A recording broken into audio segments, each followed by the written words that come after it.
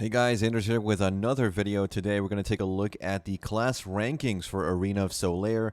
This data is from week 1 of preseason and only consists of these three regions: North America, Europe, and Korea. Now this is made to give us an idea of what classes are performing well in Arena of Solare, but before I get into it, I wanted to point out two really important things. Now first of all, this is the top 100 players of each of these regions, and we have no way of knowing which class spec they're using. They could be Awakening, they could be Succession.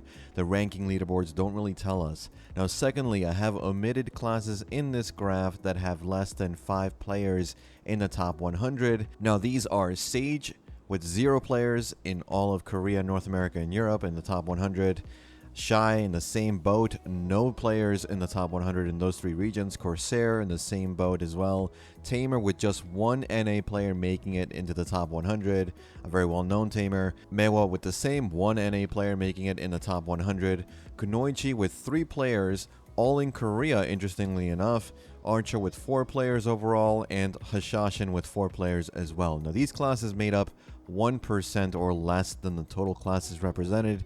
That is why they're not going to be in this chart. Now if we take a look at the graph, you'll see very clearly Dracania, Valkyrie, and Warrior are currently the top 3 classes in Arena in these regions. Now Dracania having a bit more players in Korea that made the top 100 compared to NA and EU. Valkyrie and Warrior are pretty evenly represented in all 3 regions. This should not be surprising, seeing as all these 3 classes are fairly strong in this format, but it does show that even despite the nerfs to Dracania, she's still strong in smaller and large scale fights. Now behind these top 3 classes, we have Musa close by, doing very well, though mostly a lot of representation in the NA server for the class compared to other regions, and Wizard especially seems to be doing well in NA and EU, but Korea not so much, with both Witch and Wizard having just 3 players in the top 100 on that server. They don't seem to like Witch and Wizard that much. Now Lan is another class that is pretty surprising to see.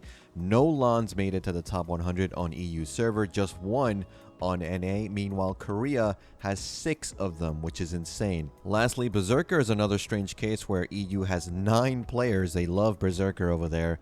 NA has 5 and Korea has 0. So Korea is either lacking Berserker players or they don't really care about Berserker in general. Last but not least, Ninja, on par with Wizard in terms of representation. We can say it's definitely one of the better performing classes in Arena. But with all of these rankings and amount of classes being played in Arena, keep in mind that this is a 3v3 format. It is often difficult to solo carry your team depending on the class you play. So just because you choose Dracania, this doesn't necessarily mean you will be guaranteed top 100. There is a need for player skill and some luck with class composition through your matches. It certainly doesn't hurt that you're playing Dracania. It's fairly straightforward, but for Warrior, an older class, just because it is strong doesn't necessarily mean a newer player will be able to perform at the level of a top 100 warrior. This also applies to someone who is playing, for example, a Shy, a class that needs a good group around it to perform well. In a random team format like Arena currently is, it's difficult to climb ranks as a class like that. So keep those things in mind when looking at the class representation. It doesn't tell the whole story. Now, do I think some classes need nerfs after just 1 week in Arena? Well, truthfully, when I lose to 2 Novas and a Mystic, yeah, I want those nerfed. It's not a fun time, but when I win as a Dracania abuser, I don't really want to hear about nerfs. Everything's fine. But in all seriousness, the strong classes are there in the rankings for a reason. The gear level in 3v3 format benefits some classes more than others, but it doesn't always translate as those classes being just as strong in Conquest Siege. So it really depends. The original idea for Arena was to balance PvP from data gathered through Arena, so it makes sense we should see some balance changes to compensate, but in the meantime, I'll keep making these updated rankings to see how the top 100 end up changing over the coming weeks, and see which classes and players end up on top in these 3 regions. Now we will also be receiving new events that incentivize Arena play, so make sure to take part in those, and if you're serious about making it to the top 100, it seems like it's going to be worth it. We're going to be receiving some pearls for those that manage to end up in the top 100 at the end of this preseason, so a really nice incentive if you ask me for something that requires very little setup to get into.